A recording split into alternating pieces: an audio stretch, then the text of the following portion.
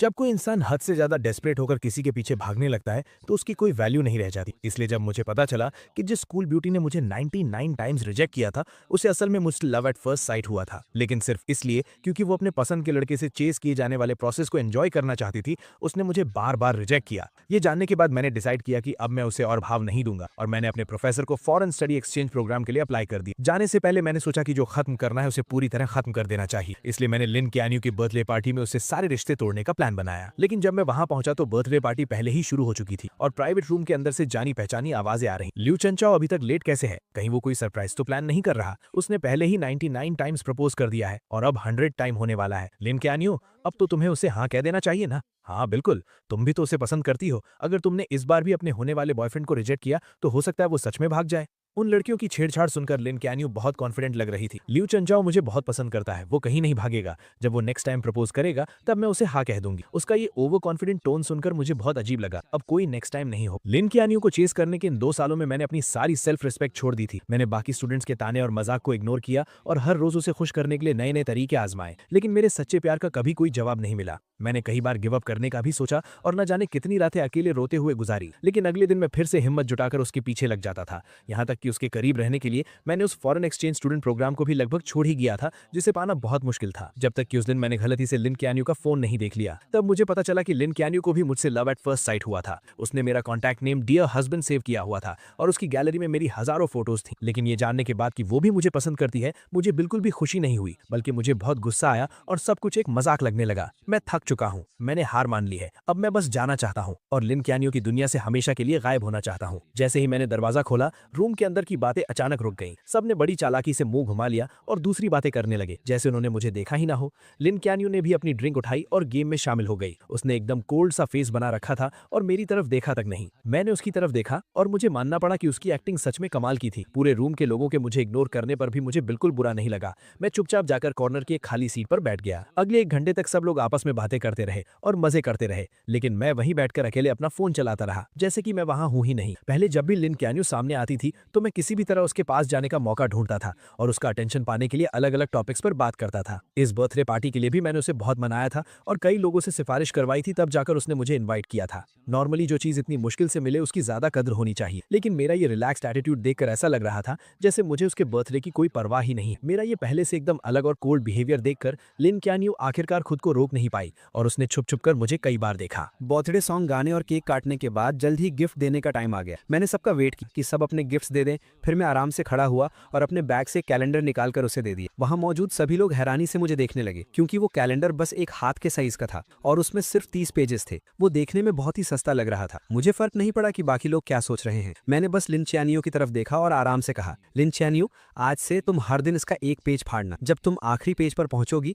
तो तुम्हारे लिए एक सरप्राइज होगा और वही मेरा तुम्हारे लिए लेट बर्थडे गिफ्ट है। ये सुनते ही उसके कुछ रूममेट जोर जोर से हंसने लगे। 100th टाइम प्रपोज करने का प्लान है क्या? तुम में सच में बहुत हिम्मत है। 2 साल हो गए और तुम अभी भी लगे हुए हो। तुम सच में चियानियो को बहुत पसंद करते हो ना? उनकी इन बातों को सुनकर लिन चियानियो ने भी यही सोचा कि ये 100th प्रपोजल का काउंटडाउन कैलेंडर है। उसके होंठों पर हल्की सी स्माइल आई, लेकिन उसने तुरंत उसे छुपा लिया और फिर से अपना कोल्ड फेस बना लिया। मैंने बस ये कहा था कि जब तुम 100 टाइम्स प्रपोज कर लोगे तब मैं इसके बारे में सोचूंगी। मैंने ये नहीं कहा था कि मैं पक्का हाँ कह दूंगी। मुझे पता था कि वो सब गलत समझ रहे थे। आखिरी पेज फाड़ने वाला दिन मेरे प्रपोज करने का दिन नहीं था, बल्कि वो दिन था जब मैं उसकी दुनिया से पूरी तरह गायब होने वाला था। मैंने कुछ एक्सप्लेन नहीं किया, बस हल्का सा हंसा और बोला, लिन चियानियो, मैं इतने टाइम से तुम्हारे पीछे हूँ लेकिन तुम्हें इंप्रेस नहीं कर पाया। मैं सच में जानना चाहता हूँ कि आखिर तुम्हारा आइडियल टाइप कैसा है। मेरे ये पूछते ही पूरा रूम शांत हो गया और सब उसकी तरफ एक अजीब सी नजरों से देखने लगे। लिन चियानियो ने मेरी तरफ घूर कर देखा, कुछ सेकंड्स तक चुप रही और फिर धीरे से बोली, मेरा आइडियल टाइप। उसने अभी बात शुरू ही की थी कि बंद दरवाजा अचानक खुला और सबका अटेंशन उस तरफ चला गया। सबकी नजरों के सामने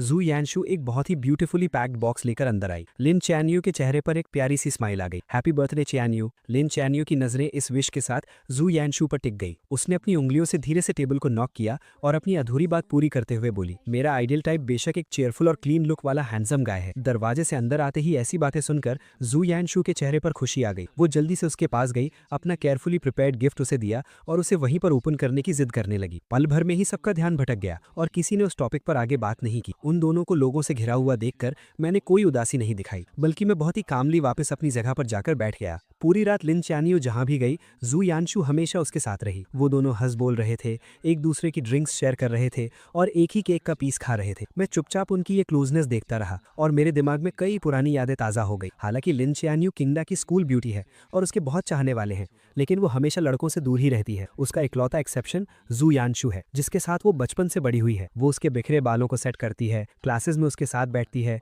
और उसका बैग उठाती है और उसके लिए दूसरे कॉलेजेस की लड़कियों से बैट लगाकर compete करती है। उसकी ये सारी स्पेशल ट्रीटमेंट मेरे दिन में कांटों की तरह चुभती थी। लेकिन सच्चाई पता चलने वाले दिन मुझे समझ आया कि भले ही लिन च्यानियो और जू यानशु बचपन के दोस्त हों, लेकिन पहले वो इतने क्लोज नहीं थे। जू यानशु पूरा दिन लिन च्यानियो के पीछे घूमती थी, लेकिन उसने कभी उसे भाव नहीं दिया था। मेरी एंट्री के बाद ही उसने जानबूझकर मेरे सामने जू यानशु के साथ क्लोज होने का नाटक शुरू किया था, सिर्फ इसीलिए ताकि मुझे जेलस फील हो और मैं उसे चेस करने के लिए और ज्यादा मोटिवेट हूँ। इसीलिए अब लिन च्यानियो को मेरे सामने ये सब नाटक देखकर मुझे सिर्फ हंसी आ रही थी। मैंने अपना ग्लास नीचे रखा, खड़ा हुआ और वॉशरूम चला गया। मैंने अपने चेहरे पर पानी के छींटे मारे, जिससे मुझे थोड़ा होश आया। मैंने अपने बैग से टिश्यू निकाला और चेहरे से पानी पोंछने लगा। मेरा चेहरा ढका हुआ था, इसलिए मुझे पता ही नहीं चला कि अचानक कोई मेरे पास आकर खड़ा हो गया। जब मैंने जू यानशु की वो अजीब सी ताने मारने वाली आवाज सुनी, तब मुझे एहसास हुआ कि कुछ गड़बड़ है। लोचेंजो, तुम इतने सालों से सिस्टर चियानियो के पीछे पड़े हो, लेकिन उसने कभी हाँ नहीं कहा, और तुम्हारी इतनी हिम्मत कि तुम बेशर्मों की तरह इस बर्थडे पार्टी में भी आ गए। मैं तुमसे रिक्वेस्ट करती हूँ, वो तुम्हें बिल्कुल पसंद नहीं करती। क्या तुम्हें थोड़ी भी सेल्फ रिस्पेक्ट नहीं है? तुम बस एक सस्ते डेस्परेट इंसान हो। उसकी बातें सुनकर मेरे चेहरे पर जरा सा भी गुस्सा नहीं। मैंने बस उसे कामली देखा और पूछा, क्या तुम्हारी बकवास खत्म हो गई? जू यानशु को मेरे ऐसे रिएक्शन की उम्मीद नहीं, इसलिए वो कुछ पल के लिए हैरान रह गई। बिल्कुल नहीं। क्या तुम्हें पता है कि पूरा स्कूल तुम्हारे बारे में क्या कहता है? 99 टाइम्स प्रपोज करने वाला डेस्परेट कुत्ता। आखिरकार तुम भी एक स्टूडेंट हो, क्या तुम्हें अपनी इज्जत की कोई परवाह नहीं है? कोई भी देखकर बता सकता है कि सिस्टर चियानियो मुझे पसंद करती है। तुम अपनी ये अंधी आंखें खोलकर क्यों नहीं देखते? उसका ये बदतमीजी भरा रवैया देखकर भी मुझे कोई फर्क नहीं पड़ा। मैंने बस अपनी नजरें उससे हटाकर उसके पीछे की तरफ कर ली और कहा, इससे पहले कि तुम और गालियां दो, अपने पीछे देख लो। मेरी नजर का पीछा करते हुए जू यानशु अजीब सा मुंह बनाकर पीछे मुड़ी और सामने दरवाजे के बाहर लिन चियानियो खड़ी थी। ऐसा लग रहा था कि वो काफी देर से वहां खड़ी थी और शायद उसने अभी अभी जो कुछ हुआ वो सब देख लिया था। ये सोचते ही जू यानशु अचानक घबरा गई। उसके चेहरे पर तुरंत वो बेचारी और मासूम सी एक्टिंग वापस आ गई और उसका सारा एटीट्यूड गायब हो गया। वो जल्दी से उसके पास गई, उसका हाथ पकड़ा और घबराते हुए एक्सप्लेन करने लगी, सिस्टर चियानियो, आपने जो देखा वैसा कुछ नहीं है। ये लूचेंजू था। पहले इसी ने मुझे परेशान किया, लेकिन लिन चियानियो को जैसे कोई फर्क नहीं पड़ा। उसने अपनी आंखों से जू यानशु को मुझे बेइज्जत करते देखा था, फिर भी उसने ऐसे बिहेव किया जैसे उसने कुछ देखा ही ना हो। उसने मेरी तरफ एक नजर देखा, फिर अपनी जैकेट उतारकर जू यानशु को पहना दी। बाहर बहुत हवा है, तुमने इतने कम कपड़े पहने हैं, कहीं तुम्हें ठंड न लग जाए। ये कहते हुए उसने उसका हाथ पकड़ा और वापस प्राइवेट रूम की तरफ मुड़ गए। जू यानशु ने भी इस रिएक्शन की उम्मीद नहीं की। ये देखकर कि लिन चियानियो को मेरे बेइज्जत होने से कोई फर्क नहीं पड़ा, जू यानशु का कॉन्फिडेंस और बढ़ गया। उसने बहुत प्राउडली पीछे मुड़कर मेरी तरफ देखा और मुझे एक मजाक उड़ाने वाली स्माइल दी। मेरा सिर नीचे था, इसलिए मैंने जू यानशु का वो ताना नहीं देखा। मैंने गीले टिश्यू को मोड़कर डस्टबिन में फेंका और मुड़कर सीढ़ियों से नीचे चला गया। सीढ़ियां एकदम शांत थी, सिर्फ मेरे कदमों की आवाज आ रही। उस अंधेरे में जो कुछ भी अभी हुआ वो मेरे दिमाग में घूमने लगा और मेरे होठों पर एक हल्की सी हंसी आ गई। जब वो जू यानशु को जैकेट पहना रही थी तो उसकी नजरें साफ तौर पर मुझ पर टिकी थी, जबकि उसके मुंह से जू यानशु की फिक्र वाले वर्ड्स निकल रहे थे। मुझे मानना पड़ेगा, उसकी एक्टिंग स्किल्स सच में कमाल। अगर मुझे उसके छुपे हुए इरादों के बारे में पहले से पता ना होता तो शायद मैं सच में उसके धोखे में आ जाता। बाहर जोरों की बारिश हो रही थी और कैब्स लगभग बंद हो चुकी थी। सब लोग बार के दरवाजे पर ही फंस गए थे। लिन चियानियो ने अपने फैमिली ड्राइवर को बुला लिया और कहा कि वो जू यानशु को घर छोड़ेगी। इतनी रात हो गई है, सब जा चुके हैं और लूचेंजू को अकेले यहाँ कैब का वेट करना अच्छा नहीं लगेगा ना। लिन चियानियो ने ड्राइवर से छाता लिया और बोली, उसके पास पैर है, वो खुद चला जाएगा। ये कहकर उसने मेरे रिएक्शन की परवाह किए बिना जू यानशु को लिया और कार में बैठ गए। बारिश में दूर जाती उस स्पोर्ट्स कार को देखकर मुझे कोई फर्क नहीं पड़ा। मैं अपनी कैब ऐप पर कैब ढूंढता रहा। ठंडी हवा में 2 घंटे से ज्यादा वेट करने के बाद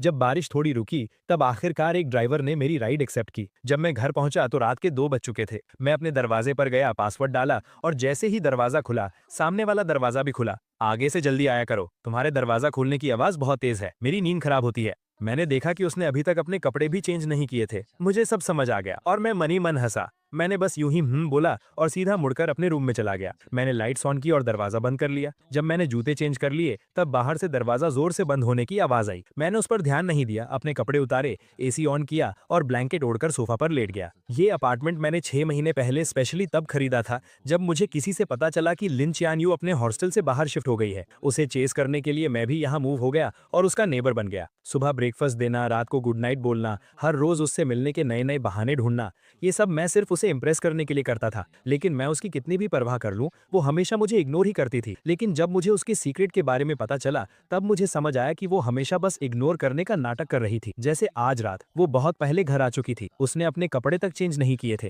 क्योंकि वो मेरी सेफ्टी को लेकर परेशान थी, इसलिए वो सोई नहीं। लेकिन मुझे देखते ही वो जानबूझकर उल्टी सीधी बातें करने लगी। मैं उसके इस मुंह पर कुछ और दिल में कुछ वाले नाटक से थक चुका था और अब मैं उसके इस नाटक का हिस्सा नहीं बनना चाहता था। मैंने अपना फोन निकाला, रियल एस्टेट ऐप ओपन किया और इस अपार्टमेंट की सेल लिस्टिंग डाल दी। क्योंकि मैंने जाने का फैसला कर लिया था, तो अब सब कुछ पूरी तरह से खत्म करना ही सही था। अगली सुबह एजेंट घर चेक करने आई। मैं नींद में उठा, दरवाजा खोला और उसे घर की सारी डिटेल्स बता दी। सब देखने के बाद मैं उसे बाहर छोड़ने ही वाला था कि सामने वाला दरवाजा खुल गया। लिन चियान्यू कार की कीज लेकर बाहर जा रही थी। मेरे साथ एक अनजान औरत को देखकर उसकी भौएं अचानक सिकुड़ गईं। ये कौन है? ये मेरी कजन सिस्टर है, कुछ सामान देने आई थी। मैंने बिना किसी झिझक के झूठ बोल दिया। मेरे पास खड़ी एजेंट हैरानी से मुझे देखने लगी, लेकिन वो बहुत प्रोफेशनल थी, इसलिए उसने मेरा झूठ पकड़ा नहीं और एक बहाना बनाकर वहां से चली गई। मैं वापस रूम में गया, कपड़े चेंज किए और स्कूल जाने का प्लान बनाया। लेकिन जैसे ही मैं मुड़ा, एलिवेटर के सामने कोई खड़ा था और रास्ता रोक रखा था। मैंने सिर उठाकर देखा तो वो लिन चियान्यू थी। मुझे थोड़ा अजीब लगा, क्या वो अभी बाहर नहीं जा रही थी? वो अभी तक गई क्यों नहीं? लिन चियान्यू ने मेरी आंखों में वो कंफ्यूजन देखा और थोड़ी ऑकवर्ड होते हुए बोली, आज मैं तुम्हें स्कूल ड्रॉप कर दूंगी। मुझे समझ नहीं आ रहा था कि आज वो एक अलग इंसान की तरह बिहेव क्यों कर रही है, तो मैंने सिर हिलाकर मना कर दिया। लेकिन वो किसी बीमार इंसान की तरह मुझे ड्रॉप करने की जिद करने लगी। उसने बहुत से बहाने बनाए, लेट होने से लेकर रास्ते में पढ़ने तक। जब लगा कि वो एनवायरनमेंट सेव करने वाला बहाना भी देने ही वाली है, तो मैं उससे बहस नहीं कर पाया। मैं और टाइम वेस्ट नहीं करना चाहता था, इसलिए मैं मान गया। पूरे रास्ते हम दोनों ने एक शब्द भी नहीं बोला। कार के अंदर एकदम सन्नाटा था। उसे मेरी बकबक सुनने की आदत थी। अब मुझे इतना शांत देखकर लिन चियान्यू को बहुत अजीब लग रहा था और उसके मन में एक हैरानी सी थी। ऐसा लग रहा था कि ये उसका वहम नहीं है। मैं इन कुछ दिनों में सच में बदल गया हूँ और ये बदलाव उसे अंदर ही अंदर घबरा रहा था। जब हम स्कूल पहुंचे, मैंने अपनी सीट बेल्ट खोली, बस थैंक यू कहा और पहले ही बाहर निकल गया। मैं तेजी से स्कूल गेट के अंदर गया और मैंने नोटिस किया कि वहां से गुजरने वाला हर इंसान मुझे एक बहुत अजीब नजर से घूर रहा है। यही लू चेंजू है। हाँ, वही जो ट्रेंडिंग टॉपिक में है। कितनी शर्म की बात है। ये अजीब बातें सुनकर मैंने जल्दी से अपना फोन चेक किया और मुझे मेरे कुछ फ्रेंड्स के भेजे हुए लिंक्स दिखे। मैंने लिंक ओपन किया और देखा कि किसी ने लिन ख्यानयू को चेस करने की मेरी पूरी कहानी गॉसिप पेज पर डाल दी थी और वो ट्रेंड कर रही थी। उस चिंग द डेस्परेट डॉग वाले टाइटल को देखकर मैं एकदम हैरान रह गया। उस टाइटल के अंदर सबसे पॉपुलर पोस्ट वही थी जिसमें मेरे लिन ख्यानयू को चेस करने के सारे किस्से डिटेल में लिखे थे। हर एक छोटी चीज लिखी हुई थी, यहाँ तक कि मेरे लव लेटर्स का कॉन्टेंट भी पब्लिक कर दिया गया था। दूर से मैंने देखा कि स्कूल नोटिस बोर्ड के सामने बहुत सारे लोग जमा। उस बोर्ड पर मेरे लिखे हुए लव लेटर्स चिपकाए गए और वो भीड़ उन पर हंसते हुए मजाक उड़ा रही। अरे बाप रे, तुम्हारी आंखों में डूब जाना कितना क्रिंजी है। 99 लव लेटर्स। ये लव स्ट्रक लोग कितने डरावने होते हैं। क्या ये चिंगदा का नंबर 1 जीनियस नहीं है? ये इतना डेस्परेट कैसे हो सकता है? ये बेइज्जती भरे ताने सुनकर मेरा दिल बैठ। मैं सीधा भीड़ के बीच घुसा और एक एक करके सारे लेटर्स फाड़ने लगा। जब मैं आखिरी लेटर फाड़ रहा था, तभी मेरे कानों में जू यानशु की तीखी और कड़वी आवाज, सिस्टर ख्यान्यू, लू चेंजू ने आपको इतनी बार प्रपोज किया है, आपको उसके लिए कितनी फीलिंग्स है? लिन ख्यान्यू की आवाज हमेशा की तरह एकदम ठंडी थी। उसने सिर्फ एक शब्द, जीरो। दोनों मेन कैरेक्टर्स को मौके पर देखकर और मुझे सरेआम इस तरह बेइज्जत होते हुए देखकर भीड़ की हंसी और भी तेज और बेकाबू हो गई। कुछ तमाशा देखने वालों ने जानबूझकर मुझे ताना मारते हुए पूछा, लू चेंजू, तुमने 99 टाइम्स प्रपोज किया और बदले में तुम्हें जीरो मिला, क्या तुम्हें और मेहनत नहीं करनी चाहिए? तुम्हारा नेक्स्ट प्रपोजल कब होने वाला है? हम सब भी देखने आएंगे और तुम्हें कुछ टिप्स भी देंगे, कैसा रहेगा? मैंने अपने हाथों में उन फटे हुए लव लेटर्स को कसकर पकड़ ली, इतनी जोर से कि मेरी उंगलियां सफेद पड़ गई। कुछ बातें मेरे होठों तक आईं और मैं कुछ बोलने ही वाला था, लेकिन चारों तरफ से मुझे घूरती उन नजरों को देखकर मैंने खुद को रोक लिया। मैंने अपने हाथों में उन लेटर्स को हवा में ऊंचा उठाया जैसे कोई बैटल फ्लैग लहरा रहा हो और जोर से अनाउंस, ठीक है, 100वां प्रपोजल, स्कूल के सेंट्रल स्क्वायर में 3 दिसंबर की सुबह 9 बजे। पूरे स्कूल के स्टूडेंट्स अपने दोस्तों के साथ इसे देखने के लिए इन्वाइटेड है। ये कहने के बाद मैंने परवाह नहीं की कि वहां खड़े लोग क्या रिएक्शन दे रहे हैं। मैं अपना सिर ऊंचा करके पूरे कॉन्फिडेंस के साथ वहां से चला गया। उस सुबह मैं अपनी क्लासेस में नहीं गया। मैं वापस घर आ गया और मैंने अपने पास रखे उन सभी लव लेटर्स को एक एक करके फाड़ा, उन्हें जलाकर राख कर दिया और फिर फ्लश कर दिया। वीकेंड पर एक क्लब जो काफी टाइम से इनएक्टिव था, उसने अचानक मीटअप का मैसेज भेजा। मुझे वैसे भी अपनी क्लब रेजिग्नेशन एप्लीकेशन देनी थी, तो मैं वहां चला गया। लेकिन जैसे ही मैंने दरवाजा खोला, मैंने देखा कि लिन ख्यान्यू, जो कभी इन इवेंट्स में नहीं आती थी, वो भी आज हैरानी से वहां मौजूद। मैंने उसे इग्नोर किया और सीधा कॉर्नर में जाकर बैठ गया। मुझे देखते ही जू यानशु के कुछ दोस्तों ने नाटक शुरू कर, ख्यान्यू यहाँ आने के लिए कैसे मान गई? बेशक इसीलिए क्योंकि यानशु को पार्टी करना पसंद है। सब जानते हैं कि हमारी स्कूल ब्यूटी सिर्फ यानशु की बात मानती। मुझे उनके इन सस्ते नाटकों में कोई इंटरेस्ट नहीं, इसलिए मैंने बस कुछ ऑरेंजेस लिए और उन्हें छीलकर खाने। जब सब लोग जमा जमा हो गए तो प्रेसिडेंट ने गेम शुरू करने की अनाउंसमेंट। मुझे कोई इंटरेस्ट नहीं था, लेकिन मुझे जबरदस्ती खींचा गया और मुझे बिना मन के इस बोरिंग ट्रूथ और डेयर गेम को खेलना पड़ा। 7-8 राउंड्स के बाद आखिरकार लिन ख्यान यू हार गई। सब लोग एक्साइटमेंट भी चिल्लाने लगे। लिन स्कूल ब्यूटी को डेयर मिला है, कमरे में मौजूद किसी भी ऑपोजिट जेंडर को 3 मिनट तक किस करना। जल्दी बताओ स्कूल ब्यूटी ये डेयर पूरा करने के लिए किसे सिलेक्ट कर। मुझे पता था कि वो मुझे नहीं चुनेगी और मुझे फर्क भी नहीं पड़ता था कि वो किसे चुनती। मैं बस अपना सिर नीचे किए अपने हाथ में रखे डाइस के साथ खेलता रहा और बिल्कुल मेरी उम्मीद के मुताबिक लिन ख्यान यू ने जू यानशु को चुना। लेकिन उसने एक शर्त रखी कि कमरे की सारी लाइट्स बंद कर दी जाएं। कमरे में घुप अंधेरा था और सिर्फ सांसों की आवाजें सुनाई दे रही। 3 मिनट बाद लाइट्स ऑन हो। लिन क्यान्यू आकर अपनी जगह बैठ गए, लेकिन जोयांशु वहीं खड़ी हैरान थी और उसका चेहरा उतरा हुआ था क्योंकि लिन क्यान्यू ने उसे किस नहीं किया था। मैंने बस एक नजर उसकी तरफ देखा, तभी प्रेसिडेंट ने नेक्स्ट राउंड शुरू करने को कहा। मैंने अपने हाथ की 3 डाइस बिना सोचे समझे फेंक दी। बदकिस्मती से तीनों डाइस पर 1 आया, जो सबसे लोवेस्ट स्कोर था। मैंने बिना कुछ कहे कार्ड्स के पाइल से एक कार्ड निकाला और वो वही सेम डेयर था, बिल्कुल सेम पनिशमेंट। पल भर में कमरे के सभी लोग एक्साइट हो गए और उनकी नजरें मेरे, लिन क्यान्यू और जोयांशु के बीच घूमने लगी। मैंने ऐसे प्रिटेंड किया जैसे मैं कुछ देख ही नहीं रहा। मैंने गेम का पॉइंटर घुमा दिया और वो मेरे सामने बैठी एक जूनियर गर्ल पर जाकर रुका। सबको लगा कि मैं पीछे हटने वाला हूँ। मैंने उस जूनियर से कहा, सॉरी, तुम्हें थोड़ी परेशानी होगी। वो जूनियर एकदम कंफ्यूज थी और बस खड़ी होने ही वाली थी कि अचानक लिन क्यान्यू झटके से खड़ी हुई और उसने अपनी चेयर को लात मारकर गिरा दी। जब किसी को समझ नहीं आ रहा था कि क्या हुआ, उसने ठंडे स्वर में बात काटते हुए कहा, बहुत देर से खेल रहे हैं, मैं थक गई हूँ, अब ब्रेक का टाइम है ना। उसके रूममेट्स भी हाँ में हाँ मिलाने लगे तो प्रेसिडेंट को मजबूरन पनिशमेंट को होल्ड पर रखना पड़ा। ब्रेक के दौरान कुछ लड़कियों ने कहा कि उन्हें भूख लगी। रूममेट्स तुरंत कमरे के लड़कों को नीचे खाने पीने का सामान लाने के लिए ले गए और उन्हें गए हुए 20 मिनट हो गए। उन्हें वापस आता ना देख प्रेसिडेंट और वेट नहीं करना चाहता था, इसलिए उसने गेम कंटिन्यू करने की अनाउंसमेंट की। मैंने अपना फोन नीचे रखा और चारों तरफ देखा। तब मुझे पता चला कि वो जूनियर वहां नहीं थी। सच कहूं तो लिन क्यान्यू को छोड़कर वहां कोई भी लड़की नहीं थी। मुझे गेस करने की जरूरत नहीं थी, मुझे पता था कि ये लिन क्यान्यू ने जानबूझकर किया है, लेकिन मैं उसके प्लान को सक्सेसफुल नहीं होने देना चाहता था। इसलिए मैंने अपने सामने रखा 500 ml का ग्लास उठाया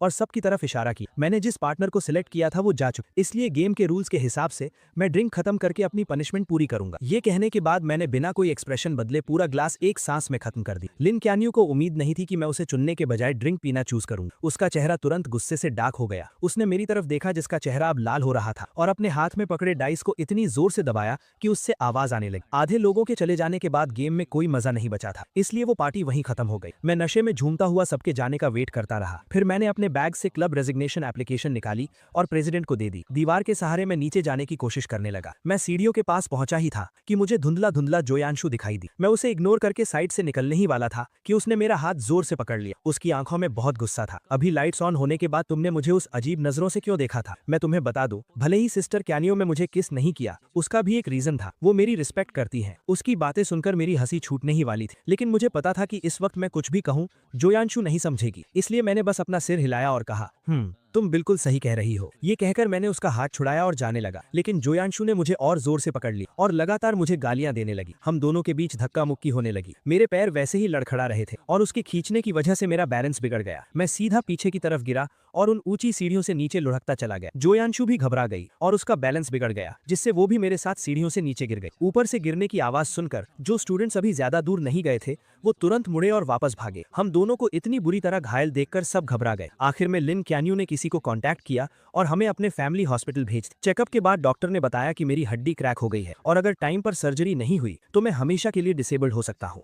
जब से उसे पता चला कि हमें चोट लगी है, उसकी नजरें मुझसे एक पल के लिए भी नहीं हटी। मेरे पीले पड़े चेहरे और माथे से टपकते पसीने को देखकर ऐसा लग रहा था जैसे वो भी मेरे दर्द को फील कर रही थी और उसका दिल भी दर्द से तड़प रहा था। ऑपरेशन थिएटर रेडी था, लेकिन हॉस्पिटल में अभी सिर्फ एक ही एक्सपर्ट डॉक्टर मौजूद था जो ये सर्जरी कर सकता था। लिन क्यान्यू को डिसाइड करना था कि पहले सर्जरी किसकी होगी। उसने बिना सोचे मेरी तरफ देखा और मेरी नजरें भी उसी पर थी। मेरी उन आंखों में अब पहले वाला प्यार और पागलपन नहीं था, बस एक मरे हुए तालाब जैसी शांति थी। मेरी उस नजर को देखकर लिन क्यान्यू का दिल जोर से कांप उठा। मिस, प्लीज जल्दी डिसाइड कीजिए, पहले की सर्जरी करनी है। मैं स्ट्रेचर पर अपने पीले पड़े चेहरे के साथ लेटा हुआ था। बेहोश होने से ठीक 1 सेकंड पहले मैंने लिन क्यान्यू को पूरे कॉन्फिडेंस के साथ एक नाम लेते हुए सुना, जोयांशु। पहले जोयांशु को बचाओ। जल्दी ही डॉक्टर्स जोयांशु को ऑपरेशन थिएटर में ले गए। जैसे ही वो दरवाजा बंद हुआ मैं पूरी तरह से बेहोश हो गया। जब मुझे दोबारा होश आया तब तक एक दिन बीत चुका था। आंखें खोलते ही सबसे पहले मैंने अपने पैरों को हाथ लगाकर चेक किया। जब मुझे फील हुआ कि मेरे पैर अभी भी सही सलामत हैं, तब जाकर मैंने चैन की सांस ली। मेरी आंखों से खुशी के आंसू छलक पड़े। थैंक गॉड, मैं डिसेबल्ड नहीं हुआ। खबर मिलते ही मेरे मेरे पेरेंट्स तुरंत आ गए और मुझे टॉप फ्लोर के वीआईपी वार्ड में शिफ्ट कर दिया, जहां वो मेरी देखभाल करने लगे। 2 घंटे बाद जू यांशु को मेरे ठीक सामने वाले वार्ड में शिफ्ट किया गया। लिन क्यून्यू खुद उसका हाथ पकड़कर उसे अंदर लेकर आई। चेकअप्स में आसानी हो इसलिए दोनों वार्ड्स के दरवाजे खुले हुए थे और मैं सामने वाले वार्ड में जो कुछ भी हो रहा था वो सब साफ साफ सुन सकता था। जू यांशु दर्द से परेशान थी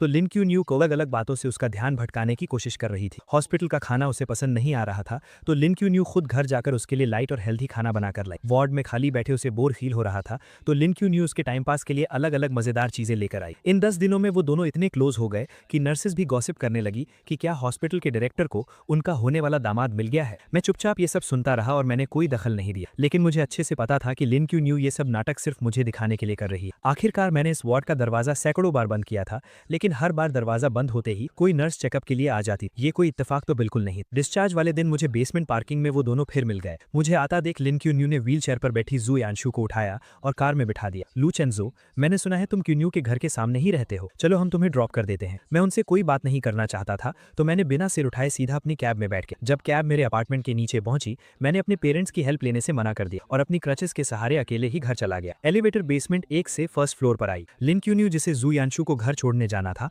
वो अचानक एलिवेटर के अंदर आ गई। हम दोनों ने एक दूसरे को देखा लेकिन किसी ने कुछ नहीं कहा। एलिवेटर 17th फ्लोर पर रुकी। लिन क्यून्यू दरवाजे के पास खड़ी थी और बाहर नहीं जा रही, इसलिए मुझे अपनी क्रचेस के सहारे थोड़ा घूमकर पहले बाहर निकलना पड़ा। मैं धीरे चल रहा था लेकिन मेरे पीछे आ रही लिन क्यून्यू मुझसे भी धीरे चल रही। मैं फील कर सकता था कि उसकी नजरें मुझ पर ही टिकी थी। जब मैं दरवाजे पर पहुंचा मैंने पासवर्ड डालना चाहा लेकिन अचानक मेरी क्रच जमीन पर गिर गई। मुझे दीवार के सहारे धीरे धीरे नीचे झुकना पड़ा। जैसे ही मैंने अपनी क्रच पकड़ी अचानक मेरे सामने एक परछाई सी आई। लिन क्यानयू भी नीचे बैठ गई थी, शायद मेरी क्रच उठाने के लिए, लेकिन जैसे ही उसकी नजर मुझसे मिली उसने अपना हाथ पीछे खींच लिया और अपने खुले हुए शूलेस बांधने का नाटक करने लगी। मेरे चेहरे पर एक मजाक उड़ाने वाली स्माइल आ गई। मैंने अपनी क्रच उठाई, धीरे धीरे खड़ा हुआ और रूम के अंदर चला गया। घर पर लंबे समय तक रेस्ट करने के बाद फाइनल एग्जाम्स का टाइम आ गया। हालांकि मुझे जल्द ही विदेश जाना था लेकिन अब मैं थोड़ा चल सकता था, इसलिए मैंने एग्जाम पोस्टपोन करने की एप्लीकेशन नहीं दी और एग्जाम देने चला गया। लेक्चर हॉल में बहुत सीढ़ियां थी और मेरे पैरों की चोट अभी पूरी तरह ठीक नहीं हुई थी, इसलिए मैं बीच में फर्स्ट रो में बैठ गया। थोड़ी देर में लिन क्यानयू जू यांशु को सहारा देकर अंदर लाई। मुझे देखते ही जू यांशु ने तुरंत नाटक शुरू कर दिया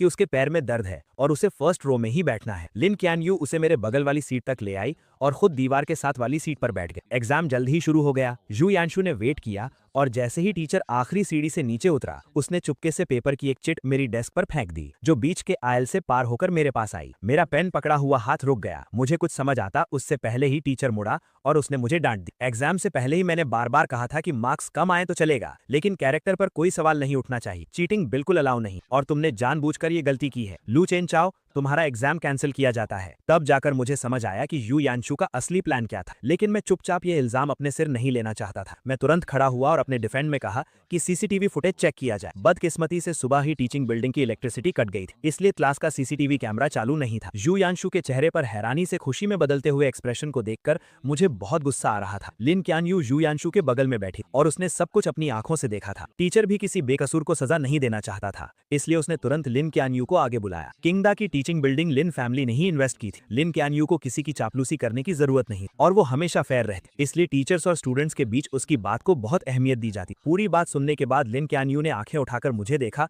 और फिर बहुत ही कामनेस के साथ बोली, जिसने चीटिंग की वो यू यांशु नहीं है। उसके ये कहते ही मेरे ऊपर लगा इल्जाम पक्का हो। लू चेनचाओ, अब तुम्हारे पास क्या बहाना है? तुमने चीटिंग की, उसे एक्सेप्ट भी नहीं कर रहे और उल्टे अपनी क्लासमेट पर इल्जाम लगा रहे हो। तुम सच में सुधरने वाले नहीं। तुम्हारे पिछले मार्क्स भी कहीं चीटिंग से तो नहीं आए थे? कुछ भी हो जाए इस बार मैं इसे पूरे स्कूल में अनाउंस करके तुम्हें पनिश करूंगा। मैं अपनी जगह पर ही खड़ा रह गया। मुझे ऐसा लगा जैसे मैं किसी बर्फ की खाई में गिर गया। मुझे लगा था कि सही और गलत के बीच फैसले के वक्त लिन क्यानयू हमेशा अपने प्रिंसिपल्स को फॉलो करेगी, इसलिए मैंने उसका नाम लिया। लेकिन मुझे बिल्कुल उम्मीद नहीं थी कि सब कुछ अपनी आंखों से देखने के बावजूद वो यू यांशु को बचाने के लिए झूठ बोलेगी। अब मैं कितनी भी सफाई दे दूं सब बेकार था। मैंने लिन क्यानयू को गहरी नजरों से देखा और बिना एक शब्द कहे वहां से चला गया। मेरी उन लाल आंखों को देखकर लिन क्यानयू अचानक घबरा गई। वो बिना सोचे मेरे पीछे आई और मेरा रास्ता रोक। लू चेनचाओ, मुझे पता है इस मामले में गलती यांशु की थी, लेकिन वो बहुत सेंसिटिव है। मैं नहीं चाहती कि लोग उसके बारे में बातें बनाएं। उसने मुझे एक बार भी सॉरी नहीं कहा, बस यू यांशु को डिफेंड करने में लगी हुई थी। मुझे तो शक होने लगा था कि उस दिन जो फोटोज मैंने देखी थी वो कहीं कोई सपना तो नहीं था, तो इसी वजह से तुमने मुझे फंसाने में उसकी मदद की। वो लोगों के ताने नहीं सह सकती, लेकिन मैं सह सकता हूँ, है ना? लिन चैन यू, तुम्हें लगता है कि मैंने तुम्हें 99 टाइम्स प्रपोज किया है तो मैं बहुत बेशर्म हूँ और मैं इतना स्ट्रांग बन चुका हूँ कि मुझे किसी की बातों से कोई फर्क नहीं पड़ता। मेरी ये हालत देखकर लिन चैन यू की बाई आंख फड़कने लगी। उसने सीधा मेरा हाथ पकड़ा और बोली, मेरा वो मतलब नहीं था, ये सिर्फ एक एग्जाम है, क्रेडिट्स बाद में मेकअप किए जा सकते हैं। आज तुम्हारे साथ जो भी नाइंसाफी हुई है, मैं आगे चलकर उसे ठीक करने का कोई ना कोई रास्ता निकाल लूंगी। ठीक करना? तुम तो मुझे पसंद भी नहीं करती, फिर इसे कैसे ठीक करोगी? मेरा ये मजाक उड़ाने वाला टोन सुनकर लिन चैन यू का दिल बैठ गया और वो लगभग अपने दिल की बात बोलने ही वाली थी। किसने कहा मैं पसंद नहीं करती? ये बोलते ही उसे एहसास हुआ कि उसने कुछ गलत बोल दिया है। उसने जल्दी से खुद को रोका और कहा, तुम मुझ पर ट्रस्ट करो, तुम्हारे 100th प्रपोजल के दिन मैं तुम्हें सब कुछ वापस लौटा दूंगी। लिन चैन यू बस यही कहने वाली थी कि वो मेरे प्रपोजल को पक्का एक्सेप्ट कर लेगी। पहले वो इतनी आसानी से अपनी फीलिंग शो नहीं करती थी, लेकिन अब मुझे कोई फर्क नहीं पड़ता था। मैंने उसका हाथ झटक दिया और बोला, तो फिर उस कैलेंडर के पेजेस फाड़ती रहो और आखिरी दिन का वेट करो। मुझे अपना हाथ पीछे खींचते देख लिन चैन यू भी हैरान रह गई और आखिरकार उसकी आवाज थोड़ी सॉफ्ट हो गई। ठीक है, सिर्फ 3 दिन बचे हैं, मैं तुम्हें जरूर एक सेटिस्फैक्टरी जवाब दूंगी। मेरे जाने से 3 दिन पहले वो अपार्टमेंट जो मैंने सेल के लिए डाला था वो बिक गया। एजेंट कॉन्ट्रैक्ट लेकर आई और मैंने तुरंत साइन कर दिया। मैं 3 दिन बाद शिफ्ट हो जाऊंगा। इन कुछ दिनों में मैं घर का सारा सामान साफ कर दूंगा और नया ओनर तब यहाँ आ सकेगा। एजेंट ने डेट्स नोट की और मैं उसे एलिवेटर तक छोड़ने गया। दरवाजा खुलते ही लिन चैन यू 2 बैग्स लिए बाहर आई। उसने कुछ देर तक एजेंट को घूर कर देखा और फिर बहुत पोलाइटली कहा, गुड मॉर्निंग। एजेंट ने भी हैरानी में रिप्लाई किया, गुड मॉर्निंग। एलिवेटर के नीचे जाने के बाद मैं मुड़कर अपने रूम में जाने ही वाला था कि अचानक लिन चैन यू ने मुझे रोक लिया और अपने हाथ में पकड़ा एक बैग मेरी तरफ बढ़ा दिया। मैं बस वहां से गुजर रही थी। मैंने ये थोड़ा ज्यादा ले लिया है और मैं इसे खत्म नहीं कर पाऊंगी। क्या तुम थोड़ा ट्राई करना चाहोगे? मैंने उस बैग की तरफ एक नजर डाली। वो मेरे फेवरेट ड्राई फ्रूट्स थे। ये शॉप ईस्ट साइड में थी, जहां आने जाने में 2 घंटे लगते थे और वहां 1 घंटे की लाइन में लगना पड़ता था। वो स्पेशली मेरे फेवरेट स्नैक्स खरीदने गई थी और फिर उसे मुझे देने का बहाना ढूंढ लाई। मैंने बिना कुछ कहे वो बैग ले लिया, लेकिन घर के अंदर जाते ही मैंने उस बैग को हवा में उछाल कर फेंक दिया और वो सीधा डस्टबिन में जाकर गिरा। जाने से 2 दिन पहले मैं प्रिंटिंग शॉप गया और मैंने हजारों रुपए खर्च करके 5 उंगलियों के साइज के 10,000 कार्ड्स प्रिंट करवाए। मैं अपने पुराने हॉस्टल गया और अपने रूममेट्स को एक काम दिया। मैंने उनसे कहा कि 3 तारीख को वो मेन बिल्डिंग की छत पर जाएं और इन कार्ड्स को पूरे स्क्वायर पर उड़ा दें। रूममेट्स को भी पता था कि हाल ही में क्या हुआ है। मुझे अभी भी हार न मानता देख वो सब मुझे समझाने लगे, चंचू रहने दो ना, लिन चैन यू ने तुम्हारे साथ इतना बुरा किया, तुम खुद को और क्यों तकलीफ दे रहे हो? हाँ यार, उसने सच में बहुत गलत किया है, तुम्हारा प्यार डिजर्व नहीं करती वो। हालांकि मैं मूव ऑन कर चुका था, लेकिन अपने दोस्तों को अपनी इतनी परवाह देख मुझे बहुत अच्छा लगा। मैंने कहा, टेंशन मत लो, मुझे पता है मैं क्या कर रहा हूँ, तुम बस मेरे लिए वो कार्ड्स उड़ा देना। मैंने पहले ही एक क्लीनिंग कंपनी हायर कर ली है जो बाद में सब साफ कर देगी और मेरा प्रपोज करने का कोई प्लान नहीं है। मैं असल में हमेशा के लिए गुड बाय कहना चाहता हूँ। मेरी बातें सुनकर वो सब हैरान रह गए। उन्हें समझ नहीं आया कि मेरे दिमाग में आखिर चल क्या रहा है। मैंने उन्हें थैंक यू बोला और मुड़कर वहां से चला गया। मुझे दूर जाते देखकर मेरे रूममेट्स ने कार्ड बॉक्स खोला और उसमें से एक कार्ड निकाला। उस पर सिर्फ एक लाइन लिखी थी, लू चेनजियू अब कभी लिन शैनियो को पसंद नहीं करेगा। जाने से 1 दिन पहले मैं स्कूल गया और अपनी सारी फॉर्मेलिटीज पूरी करने के बाद घर आकर पैकिंग शुरू कर। मुझे यहाँ शिफ्ट हुए सिर्फ आधा साल हुआ था, इसलिए मेरे पास ज्यादा सामान नहीं, लेकिन जो था उसमें से ज्यादातर लिन शैनियो से जुड़ा। मैंने कुछ बॉक्सेस लिए और उन सब चीजों को उसमें भेज। वो स्कार्फ जिससे बुनने में मुझे आधा महीना लगा था, मैंने उसे उधेड़ कर सिर्फ एक धागे का गोला बना। वो सिरामिक वेस्ट जो उसने चैरिटी में दिया था और मैंने उसे बहुत मुश्किल से ऑक्शन में खरीदा। मैंने उसे तोड़कर टुकड़े टुकड़े कर दिए। जो लव लेटर्स मैंने रातों को जागकर उसके लिए लिखे थे, मैंने वो सब पेपर श्रेडर बॉक्स डस्टबिन में। उन सारी चीजों के जाते ही मेरा और लिन शैनियो का सारा पास्ट खत्म। आखिर में घर में सिर्फ 2 कपड़े बचे। ये वही शर्ट और लूज ब्लैक जीन्स थी जो उसने उस दिन पहनी थी जब हम पहली बार मिले। मैंने माचिस जलाई और उन्हें जलाकर राख कर दी। जब मैं खड़ा हुआ तो मैंने देखा कि लिन शैनियो कुछ ही दूरी पर खड़ी थी। मैंने बहुत कामली उससे कहा, बस कुछ फालतू का कचरा साफ कर, और मुड़कर अपस्ट्रेस चला। अगले दिन सुबह होते ही मैं सामने वाले दरवाजे की आवाजों से उठ गया। मैंने नींद में अपनी आंखें खोली और टाइम देखने के लिए अपना फोन उठाया। तभी मैंने नोटिफिकेशन बार में लगातार आते हुए ढेरों मैसेजेस देखे। मुझे समझने में थोड़ा टाइम लगा कि ये सारे मैसेजेस 20 से ज्यादा लोगों के ग्रुप से आ रहे हैं। 1 साल पहले लिन शैनियो की पसंद जानने के लिए मैं चुपके से इस ग्रुप में जुड़ा था। मैं उस ग्रुप से लीव होना भूल गया और लिन शैनियो को भी नहीं पता था कि मैं उस इतनी सुबह सुबह जो लोग बातें कर रहे थे वो लिन शैनियो की हॉस्टल फ्रेंड्स थी। जैनियो इतनी जल्दी उठ गई, कहीं ऐसा तो नहीं कि एक्साइटमेंट के मारे तुम रात भर सोई ही नहीं? ये भी कोई पूछने की बात। वो कल रात 11 बजे से ही तैयारी में लगी। क्या इस बार सच में तुम लू चेनजियू का प्रपोजल एक्सेप्ट करने वाली हो? यहाँ तक स्क्रॉल करने के बाद मेरे हाथ रुक गए। मैंने देखा कि नीचे लिन शैनियो ने एक लंबा सा मैसेज टाइप किया हुआ था। प्रपोजल एक्सेप्ट करने की बात नहीं है, हम दोनों एक दूसरे को पसंद करते हैं तो हमारा साथ आना तो वैसे भी तय। अब ये फालतू के सवाल मत, मुझे ये बताओ कि आज कौन सी ड्रेस ज्यादा अच्छी लगेगी, ये वाली या ये वाली? उसके भेजी गई दर्जनों ड्रेसेस की फोटोज देखकर ग्रुप में खलबली मच गई। हे भगवान, इतनी सारी तैयारियां! क्या ये हमारी वही कोल्ड स्कूल ब्यूटी है जो लड़कों से दूर रहती थी?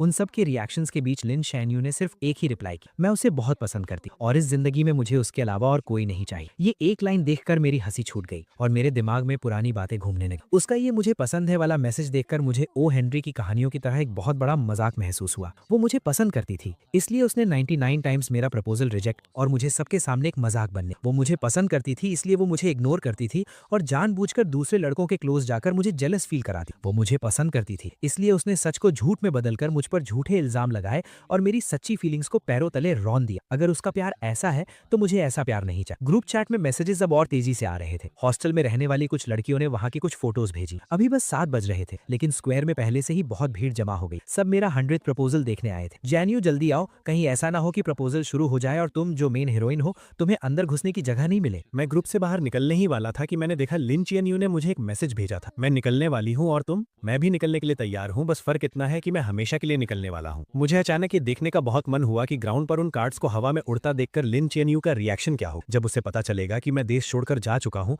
तो उसे कैसा फील होगा। लेकिन अफसोस, मैं वो सब नहीं देख पाऊंगा। आज के बाद लिन चियन से मेरा कोई लेना देना नहीं है। मैंने